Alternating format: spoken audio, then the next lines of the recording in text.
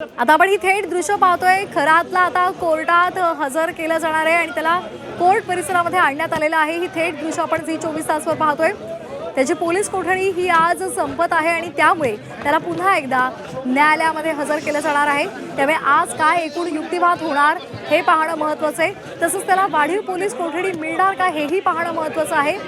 कदाचित त्याला न्यायालयीन कोठडी दिली जाऊ शकते असंही बोललं जात आहे। त्यामुळे आज कोर्टामध्ये नेमकं काय होणार हे पाहणं महत्त्वाचं आहे। घरातला न्यायालयीन कोठडी मिळण्याची शक्यता वर्तवली जाते। त्याला आता कोर्टामध्ये हजर केलं जात आहे। ही थेट दृश्य झी 24 तासवर आपण पाहतोय। तर भोंदूबाबा अशोक खरात याचे अनेक कारनामे उघडकीला आलेले आहेत। अनेक गुन्हे सुद्धा त्याच्यावर दाखल होत आहेत। त्याचबरोबर जो हेल्पलाईन क्रमांक पोलिसांनी जाहीर केलेला आहे त्यावर तर तक्रारींचा पाऊस पडतोय आणि त्यामुळे एकूणच त्याच्या अडचणी वाढलेल्या आहेत। त्याचा पाय आणखी खोलात गेलेला आहे। त्यामुळे आज युक्तिवाद काय होणार, त्याला वाढीव कोठडी दिली जाणार, न्यायालयीन कोठडी दिली जाण्याची शक्यता वर्तवली जाते। त्यामुळे एकूण काय होतंय हे पाहणं महत्त्वाचं आहे। तसंच जो आतापर्यंतचा तपास झालेला आहे त्या संदर्भातली माहिती सुद्धा दिली जाणार आहे कोर्टामध्ये। त्यामुळे आता या तपासादरम्यान काय नेमकं हाती लागलेलं आहे एसआयटीच्या पथकाच्या हे पाहणं सुद्धा महत्त्वाचं आहे। आताची महत्त्वाची बातमी आपण पाहतोय। थेट दृश्य सुद्धा आपण पाहिलेली आहे। भोंदू अशोक खरातला घेऊन पोलीस आता न्यायालयामध्ये दाखल झालेले आहेत। थोड्याच वेळात त्याच्या या संपूर्ण खटल्यावर सुनावणी सुरू होणार आहे। सागर गायकवाड आमचे प्रतिनिधी आपल्यासोबत जोडले गेलेले आहेत। सागर, खरातला आता कोर्टामध्ये हजर केलेला आहे। काय नेमकं आज या संपूर्ण घटनेदरम्यान, या घटनेवर चौकशी खटल्या दरम्यान, सुनावणी दरम्यान होऊ शकतं? नक्कीच खरं तर अशोक खरात याला आता न्यायालयामध्ये हजर करण्यात आलेला आहे। आज खरं तर 14वा दिवस आहे ज्यामध्ये आज अशोक खरातची पोलीस कोठडी जी आहे ती संपणार आहेत आणि यामुळे 14 दिवसामध्ये जो केलेला तपास आहे तो आता न्यायालयासमोर मांडण्यात येणार आहे। विशेष बाब म्हणजे मोबाईल मधून केलेले डाटा रिकव्हर असेल, त्याच नंतर त्यांनी केलेले वेगवेगळे जे महिलांवरती केलेल्या अत्याचाराच्या बाबतीतली घटना असेल आणि गैरव्यवहार जे आहे या सगळ्या बाबतचा जो तपास आहे तो आता सध्या एसआयटीने केलेला आहे आणि याचा सगळा जो डेटा जो आहे तो आता न्यायालयासमोर मांडण्यात येणार आहे। थोड्याच वेळात आता सुनावणीला सुरुवात होणार आहे आणि आता एसआयटीचं जे पथक आहे ते अशोक खरातला घेऊन न्यायालयात हजर झालेलं आहे। थोड्याच वेळात सुनावणीला सुरुवात होईल आणि सुनावणीच्या वेळी अनेक वेगवेगळ्या पैलूंवरती एसआयटी जे आहेत ते न्यायालयासमोर आपली बाजू मांडणार आहेत। विशेष बाब म्हणजे आज न्यायालयीन कोठडी संपणार असल्यानं अजून पोलीस कोठडी मागण्याचा जो प्रस्ताव जो आहे तो न्यायालयासमोर एसआयटी मांडू शकतो, कारण अनेक गोष्टींचा पैलू जो आहे तो अजून देखील या बाबतमध्ये अशोक खरातच्या बाबतीमध्ये उलगडायचा आहे। याबाबत देखील एसआयटी आणखी पोलीस कोठडीची मागणी करण्याची शक्यता वाटते। मात्र आज 14वा दिवस आहे आणि या 14व्या दिवसानंतर जर समजा न्यायालयीन कोठडी जर मिळाली तर वेगळ्या गुन्ह्यामध्ये अशोक खरातला परत एकदा कोर्टाला विनंती करून परत एकदा ताब्यात घेण्याची शक्यता देखील वर्तवली जाते।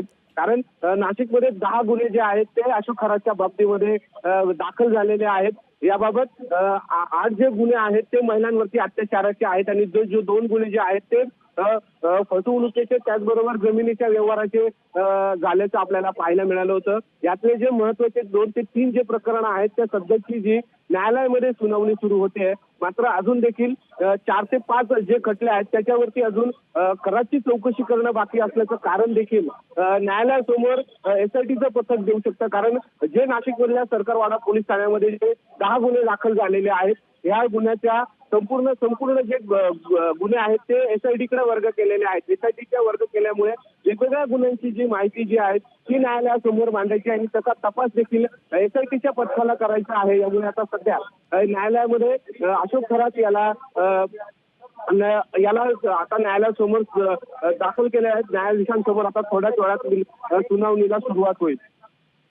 अगदी सागर, असं म्हटलं जात आहे की त्याला खरातला आता त्याची जी पोलीस कोठडी संपते त्यानंतर त्याला कदाचित न्यायालयीन कोठडी ठोठावण्याची शक्यता सुद्धा वर्तवली जाते। मात्र आणखी एक महत्त्वाचा मुद्दा असा आहे की शिर्डीमध्ये भोंदू खरातसह त्याच्या पत्नीसह 5 जणांविरोधात शिर्डीमध्ये गुन्हा दाखल झालेला आहे।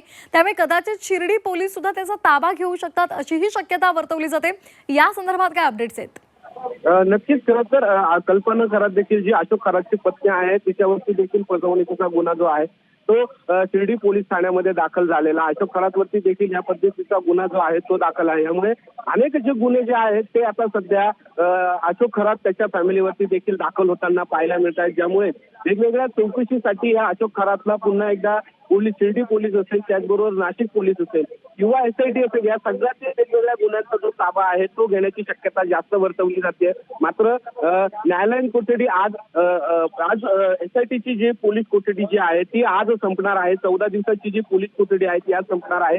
यामुळे न्यायालयासमोर या सगळ्या बाजूंचा बांधणी जी आहे ती SITच्या पडताळणी करण्यात येईल आणि वेगवेगळ्या तपासाचा अजून जो अशोक खरात आहे तो तपास सहकार्य करत नसल्याच्या मागच्या वेळी ज्यावेळेस पोलीस कोठडी मिळाली होती त्यावेळेस न्यायालयाला SITच्या आयोगाने सांगितलेलं होतं की अशोक खरात जो आहे तो याबाबत तपासाला सहकार्य करत नाही, जबाब देत नाही. यामुळे देखील याबाबतच न्यायालयाने त्याला पोलीस कोठडीमध्ये वाढ करून देण्यात आलेली होती. 3 दिवसाची पोलीस कोठडीची वाढ देण्यात आलेली होती आणि आता जी आजची कोठडी संपणार आहे त्यामुळे या सहकार्य न केल्यामुळे देखील अनेक पैसे जे आहेत ते पोलिसांसमोर असणार आहेत. ते कसे उलगडे याचा देखील प्रश्न न्यायालयासमोर ती मांडण्यात येणार आहे. त्याचबरोबर विशेष बाब म्हणजे आज शक्य जो पेनड्राईव्हचा जो मुद्दा 2 वेळा न्यायालयामध्ये सरकारी वकिलांच्या समोर अशोक खरातच्या वकिलांनी मांडलेला होता. ज्यावेळी पोलिसांकडे SITच्या कडे जो पेनड्राईव्ह जो आहे तो न्यायालयामध्ये सादर केलेला नव्हता. आज देखील